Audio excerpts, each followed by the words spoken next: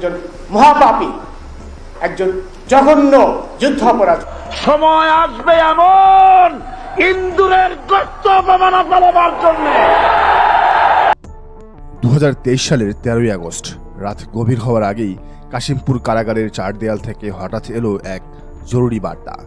অসুস্থ হয়ে পড়েছেন আল্লামা দেলোয়ার হোসেন সাঈদী, যাকে বলা হতো কোরআনের পাখি, কোটি কোটি মানুষের হৃদয়ের স্পন্দন। সেই মানুষটি হঠাৎ বুকে তীব্র ব্যথা নিয়ে লুটিয়ে পড়লেন। কিন্তু তারপর রাজপথ থেকে শুরু করে হাসপাতালের রুদ্ধদ্বার কক্ষ পর্যন্ত যা কিছু ঘটল, তা কি শুধুই আকস্মিক কোনো চিকিৎসাগত বিপর্যয়ে, নাকি এক ঠান্ডা মাথার পরিকল্পিত নীল নকশা? বাংলাদেশের রাজনৈতিক ইতিহাসে যে দুটি ঘটনাকে কেন্দ্র করে এক বিশেষ রাজনৈতিক ও ভূরাজনৈতিক শক্তি আধিপত্য কায়েম করেছিল, তার একটি ছিল বিডিআর বিদ্রোহ, আর দ্বিতীয়টি মানবতা বিরোধী অপরাধ ট্রাইব্যুনাল। সামরিক বাহিনীকে পঙ্গু করার পাশাপাশি রাজপথের আধিপত্যবাদ বিরোধী শক্তিকে স্তব্ধ করে দেওয়ার যে ছক কষা হয়েছিল, আল্লামা দেলোয়ার হোসেন সাঈদী ছিলেন সেই ছকেরই এক অন্যতম বড় শিকার, ভারতের বড় শিকার। গণমানুষের প্রত্যাশা ছিল স্বৈরাচারের পতনের পর তিনি মুক্ত বাতাসে ফিরে আসবেন, কিন্তু সেই সুযোগ তাকে দেওয়া হয়নি। চিকিৎসার আড়ালে তাকে ধীরে ধীরে ঠেলে দেওয়া হয়েছে মৃত্যুর মুখে। আর এই অভিযোগ কেবল কোনো অনুমানের উপর দাঁড়িয়ে নয়, এর পেছনে রয়েছে রক্ত হিম করা আন্তর্জাতিক মেডিকেল প্রোটোকল লঙ্ঘনের অখণ্ডনীয় সব দলিল। একটু পেছনের ইতিহাস লক্ষ্য করুন। আল্লামা সাঈদী সুস্বাস্থ্যের অধিকারী, মেদহীন এবং লম্বাটে গড়নের একজন মানুষ ছিলেন।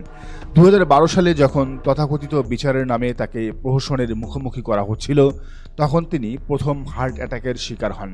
সে সময় তার কার্ডিয়াক জটিলতার কারণে তাকে নেওয়া হয়েছিল রাজধানীর বিখ্যাত ইব্রাহিম কার্ডিয়াক হাসপাতালে।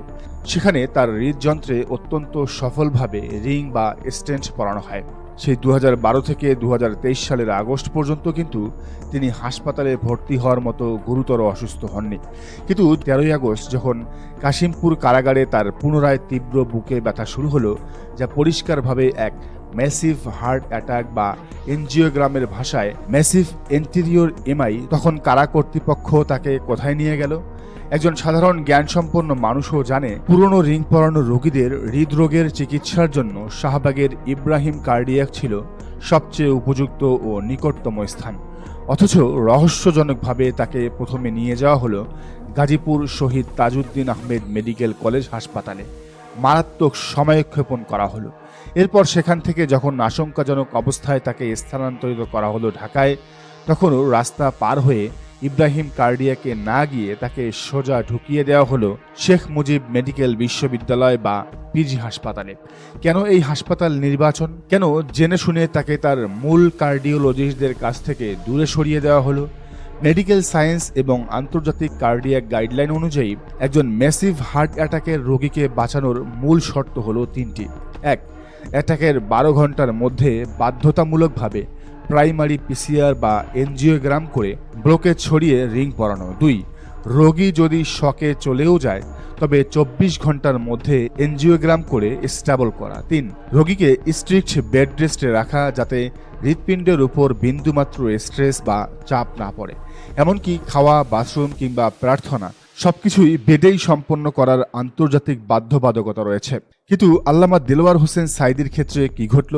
মেডিকেল সায়েন্সের তোয়াক্কা না করে পিজিতে ভর্তি করার পর কেন তার জরুরি এনজিওগ্রাম করা হলো না? কোন রহস্যময় কারণে সেই রাতে কোনো মেডিকেল ব্রিফিং দেওয়া হয়নি? তার চেয়েও ভয়ঙ্কর তথ্য হলো, ম্যাসিভ অ্যাটাকের পর একজন চরম ঝুঁকিপূর্ণ রোগীকে বেড থেকে উঠে আসরের ওযু করতে দেওয়া হলো। তিনি সালাত আদায় করলেন, আবার মাগরিবের ওযু করতে গিয়েই কার্ডিয়াক অ্যারেস্টে চলে গেলেন। কারা তাকে এই স্ট্রেস নেওয়ার সুযোগ দিল? কেন আন্তর্জাতিক প্রোটোকল ভেঙে একজন মৃত্যু পথযাত্রীকে সম্পূর্ণ বেড রেস্টে না রেখে এভাবে চলাফেরা করতে দেওয়া হলো? এটি কি স্রেফ চিকিৎসকদের অজ্ঞতা, নাকি চরম কোনো গাফিলতির নাটক? মেডিকেল কন্ডিশনের সবচেয়ে বিস্ফোরক তথ্যটি দিয়েছেন খোদ পিজি হাসপাতালের একজন চিকিৎসক। তার নিজস্ব সাক্ষাৎকার অনুযায়ী সন্ধ্যা 6:45 আল্লামা সাঈদীর কার্ডিয়াক অ্যারেস্ট হয় এবং সাথে সাথে সিপিআর শুরু হয়। কিন্তু শকিং তথ্য হলো, শ্বাসনালী প্রোটেকশন বা ইটিটি ইনটিউবেশন করানো হয় সন্ধ্যা 7:10। অর্থাৎ সিপিআর শুরু হওয়ার দীর্ঘ 25 মিনিট পর তাকে লাইফ সাপোর্টের এয়ারওয়ে প্রোটেকশন দেওয়া হয়। চিকিৎসা বিজ্ঞান এক বাক্যে বলে, মানবদেহে মাত্র 4 মিনিট অক্সিজেন সরবরাহ বন্ধ থাকলে ব্রেন সেল ড্যামেজ বা ব্রেন ডেথ শুরু হয়। সেখানে 25 মিনিট অক্সিজেনবিহীন অবস্থায় ফেলে রাখা মানে নিশ্চিতভাবে ব্রেন ও অর্গান ডেথ ডেকে আনা। কেন এত বড় অভিজ্ঞ চিকিৎসকরা 25 মিনিট সময় নষ্ট করলেন? মৃত্যুর পর সামাজিক যোগাযোগ মাধ্যমে ছড়িয়ে পড়া ছবিতে দেখা গেছে সাইদি সাহেবের পেট অস্বাভাবিক ফোলা। চিকিৎসা বিশেষজ্ঞরা বলছেন, সিপিআর দেওয়ার সময় ইটিটি টিউব শ্বাসনালীতে না দিয়ে যদি ভুলবশত খাদ্যনালীতে ঢুকিয়ে পাম্প করা হয় তবেই পেট এভাবে ফুলে যায়। আর সবচেয়ে বড় প্রশ্ন, আল্লামা সাইদি ভর্তি হয়েছিলেন ডাক্তার মেশকাতের অধীনে, কিন্তু সেখানে হঠাৎ দৃশ্যপটে হাজির হলেন শাহবাগী ডাক্তার মুস্তফা জামান, যিনি রাজনৈতিকভাবে প্রকাশ্য আওয়ামী লীগ এবং শাহবাগী লবির প্রতিনিধি হিসেবে পরিচিত, যার মতাদর্শিক অবস্থান ছিল শাহবাগের পক্ষে এবং যিনি প্রকাশ্যে শাহবাগে দাঁড়িয়ে সাইদি সাহেবদের ফাঁসির আদেশ চেয়েছিলেন। একজন আদর্শিক প্রতিপক্ষ ও শাহবাগী মতাদর্শের চিকিৎসকের হাতে কেন তুলে দেওয়া হয়েছিল বাংলাদেশের অন্যতম শীর্ষ আলেম এবং জামায়াত নেতার জীবন মৃত্যুর চাবিকাঠি? ঘটনার পর সাইদির পরিবার স্পষ্ট অভিযোগ করেছে, তাদের শেষ মুহূর্তে সাইদি সাহেবের সাথে দেখা করতে দেওয়া হয়নি। কোনো বিশেষজ্ঞ মেডিকেল বোর্ড গঠন করে আন্তর্জাতিক মানের চিকিৎসা দেওয়া হয়নি। যে কোনো বিতর্কিত বা আকস্মিক মৃত্যুর পর একটি বৈজ্ঞানিক ডেথ রিভিউ গঠন করা বাধ্যতামূলক, যেখানে চিকিৎসার প্রতিটি সেকেন্ডের ফাইল, ট্রানোনিন আই রিপোর্ট এবং ওষুধের এন্ট্রি চেক করা হয়। কিন্তু তৎকালীন ফ্যাসিবাদী সরকার এবং পিজি প্রশাসন সেই ডেথ রিভিউ প্রকাশ তো দূরের কথা, পুরো বিষয়টিকে ধামাচাপা দিতেই ব্যস্ত ছিল। তবে এই পুরো বিষয়টিকে হুমকি হিসেবে নিয়ে তখন জামায়াত শিবিরের নেতাকর্মীদের বিরুদ্ধে মামলা করেছিলেন শাহবাগী ডাক্তার মুস্তফা জামান। আজ সময় এসেছে সত্যকে বের করে আনার। আজ সময় এসেছে সেই ডাক্তারকে খুঁজে বের করার, যিনি এই চিকিৎসায় গাফিলতি করেছিলেন। আন্তর্জাতিক চিকিৎসা গাইডলাইন লঙ্ঘন, ভুল হাসপাতালে স্থানান্তর, 25 মিনিটের অক্সিজেন বিলম্ব এবং বিতর্কিত চিকিৎসকদের উপস্থিতি সবই নির্দেশ করছে এটি কোনো স্বাভাবিক মৃত্যু ছিল না। এটি ছিল শেখ হাসিনার নির্দেশে এক চরম হত্যাকাণ্ড।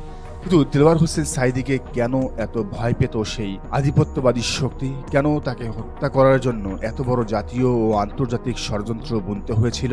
ইতিহাসের পৃষ্ঠা উল্টালে দেখা যায় ৭১-এর স্বাধীনতা যুদ্ধের পরবর্তী সময়ে যখন মুক্তিযুদ্ধকে পুঁজি করে এদেশের ধর্মীয় শিক্ষা এবং মাদ্রাসা শিক্ষা ব্যবস্থা বন্ধ করার পায়তারা হচ্ছিল, যখন পূর্ব বাংলার বুক থেকে ইসলামের প্রতিটি চিহ্ন মুছে ফেলার জন্য এক শ্রেণীর নাস্তিক এবং উগ্র বামপন্থী বুদ্ধিজীবী মহল আদা জল খেয়ে মাঠে নেমেছিল, ঠিক তখনই এক অলৌকিক আশীর্বাদ হিসেবে আবির্ভাব হয়েছিল আল্লামা দেলোয়ার হোসেন সাইদির।